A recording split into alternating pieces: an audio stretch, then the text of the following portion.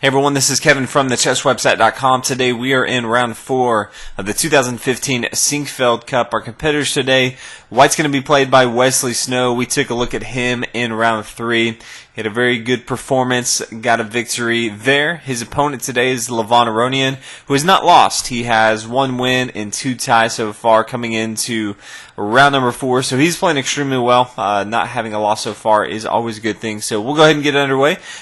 So decides to go ahead and start with pawn d4. We see knight f6, pawn c4, pawn to e6, and then knight to c3. And this was a little surprising. You don't see the Nimzo-Indian defense played that often. Most players as white usually try to avoid these lines just because it gives black so much play. And so instead, a lot of times we're seeing now knight to f3 is kind of the standard. So when I saw knight to c3, I was kind of shocked because I knew immediately that Aronian would go to the Nimzo-Indian defense, put a lot of pressure. And if you're not too familiar with this defense, locking down this knight, black has a few options. Can either give double pawns here, potentially how white wants to defend this. Could play bishop here to d2 if we wanted to, but really just pinning down this knight so that this knight can't protect the square here on e4 now becomes a very important square on the board, and black looks to try to just dominate these light squares, eventually get his pawn here to d5. He already has his knight here on f6 controlling this square, and so just trying to control this, and then from there black has a lot of good chances. What we see next is pretty surprising. White typically is going to respond here with knight to f3, many times pawn to e3, or if just wanted to play the bishop to d2 or queen to c2 to make sure there's not a doubled pawn here on the c file. Those are always common, but Wesley so decides to go ahead and just bring out some creativity and plays pawn to f3, getting ready to push forward with pawn to e4, saying that, hey, even if you're going to pin down my knight, I'm still going to have the material to hold down the square here on e4. Black now plays pawn to c5, just protecting a little bit this bishop here on b4. Completely okay if Wesley so decided to take here on c5. Can always take back with the bishop even if you wanted kind of an in-between move. Knight to c6, start to control the center of the board. Having your opponent give up that central pawn is always good, but White decided not to go ahead and do that. Instead plays pawn here to d5. So being pretty aggressive with his pawns early on. Castle on the king side, pawn up here to e4 as we talked about. So very aggressive pawn chain from Wesley. So pawn here to d6, just opening up the board for his knight to get involved since it can't come here to c6. Get his bishop involved if he wants to. So a critical move to go ahead and move that there. Now knight to e2, because if we look at it, where is really White going to move from here? I really don't like getting the bishop involved. Yes, you could kind of pin down this knight right here, but then pawn takes here on d5. We see pawn recapture, knight over here to d7. It's just kind of tough right now for White. I think his king is going to have a hard time being protected for very long. So getting that knight involved into the action, protecting the king a little bit makes sense to me. He still has the option to castle on the king side. It's just going to be chaos if he tries to castle on the queen side. There's just not enough material to kind of hold down any sort of protection. But if he wants to maybe get his knight up here to f4, he could always bring it here to g3, get his light square bishop involved, castle on the king side, and then just go straight kamikaze with some of these pawns pushing forward. Has a semi-open file potentially, or even an open file with his rook here on the f file if he does that. Kind of like a king's gambit where you give up this material here so that you have an avenue for your rook to attack. But we see pawn here to a6. Not sure this is aggressive as black could have played. He had a few different options to be a little bit more aggressive. Could have just taken here with e takes here on d5. We could have had the recapture here. Then bring the knight over here to d7 as we talked about. Maybe knight to f4 now. That's kind of the move that we kind of discussed. Knight here to a5, outpost move. Maybe pawn to a3. Bishop back here to a5. Can't really come up here pawn to b4 because there's the protection there on c5. So I think this is maybe a little bit more aggressive that black could have played, but decides to go and play pawn here to a6, looking later if he wants to move forward with pawn here here to b5. We see kind of a stop to that with pawn here to a4, stopping any push here on b5. A bishop coming back here to a5, just wants to make sure this pawn doesn't push up any further, which is completely reasonable. Bishop here to d2, taking away that pin that black has. Now we do see some capturing in the center of the board, so pawn takes, pawn recaptures, knight over here to h5, and then g3. And g3 kind of signifies that white is all in. You're really not going to be looking to castle on the king side if you've moved your f and your g pawn up. So white's pretty much going to be throwing everything in the kitchen sink at his opponent. Try to have a very aggressive attack, and maybe something good will happen. From black's standpoint, his king's pretty safe. He hasn't moved any of his pawns. This is pretty good. He's going to need to take advantage of all this air in front of the king safety for white, and then just see if he can kind of chip away and find a weakness in this defense.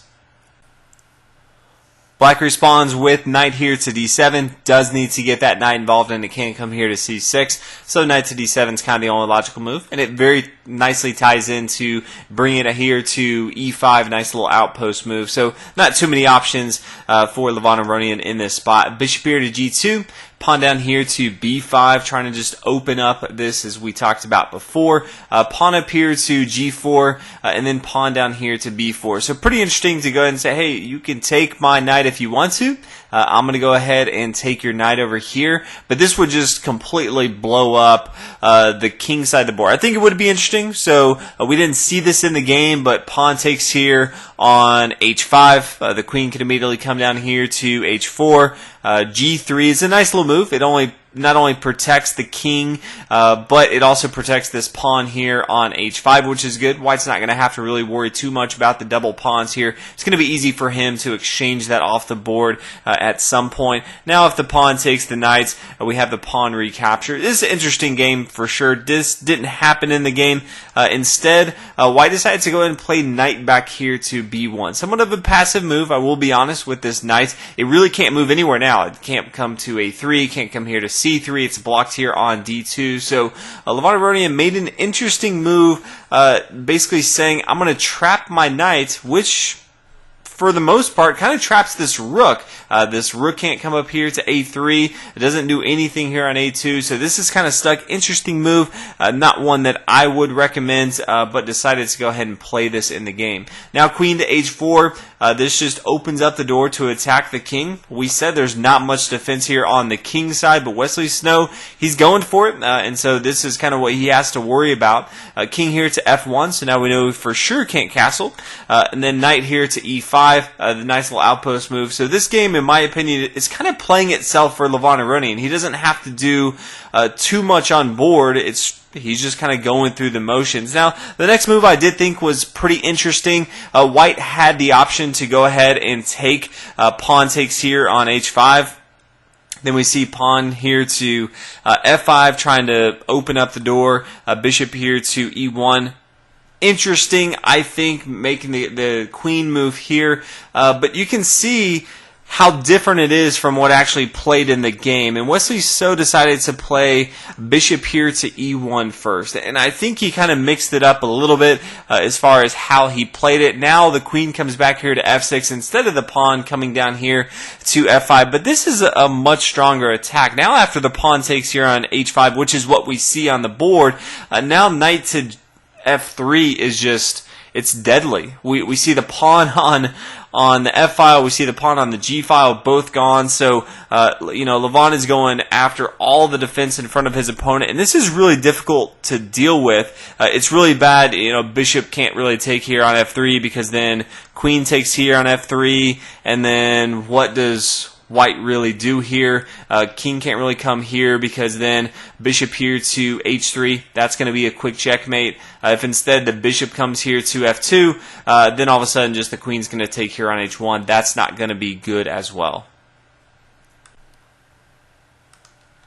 So we will come back on board, and after the knight takes here on f3, we see the bishop to f2, and so pretty much these bishop pairs, they're kind of taking the place of what pawns usually do, and that's just stick in front of the king and make sure that your opponent does not destroy you. Not usually what you want your bishops to be doing. We now see bishop here to g4. I think a huge opportunity was missed. Black kind of had a huge move of just queen to b2, and yes, it only does take a pawn right now, but it just is threatening to take this rook right away. There's no place that this knight can really go. We said it can't come to a3 or c3. It can't really come to d2 just because the knight could just capture it right away. The queen's protecting it. So queen to b2 is actually pretty deadly. I'm not sure if Aronian just didn't see it, but decided to go instead, get his light square bishop involved into the action. Did miss a huge move, though, I think.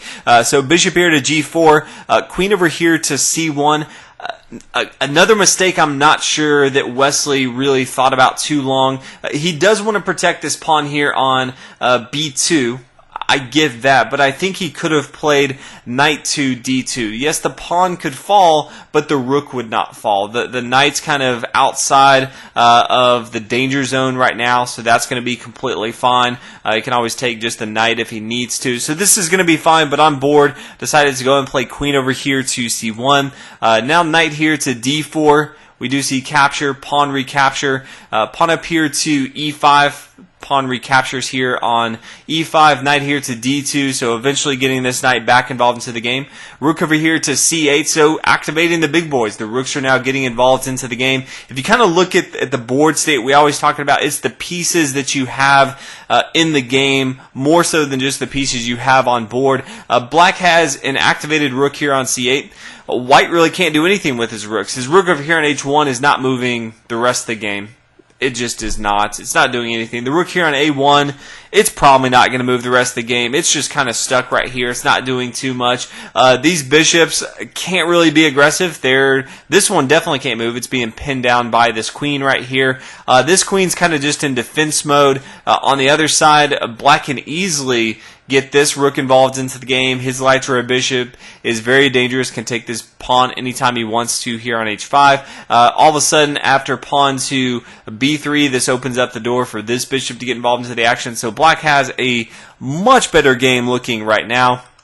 We see queen over here to b1 since it was being attacked by the rook here on c8. Pawn here to b3, just opening up the doors we talked about. Knight taking on b3, and that's just kind of the consolation that Black decided that he would have there. He's going to give up that pawn of material so that he can have this active piece here on a5 because it was kind of stuck on board. But now the bishop's going to come back here to b6, which is completely fine. Pawn here to a5. Now bishop back here to a7. He kind of likes his positionality. He can always have a discovered attack with pawn here to d3. And this knight's a little bit more out of the way here on b3. The knight, the queen, and the rook really need to be over on the king side, kind of helping the attack, but right now they are not. So if we continue, king over here to g1, a bishop here to f5, bishop up here to e4, probably another big mistake, just bringing the bishop there.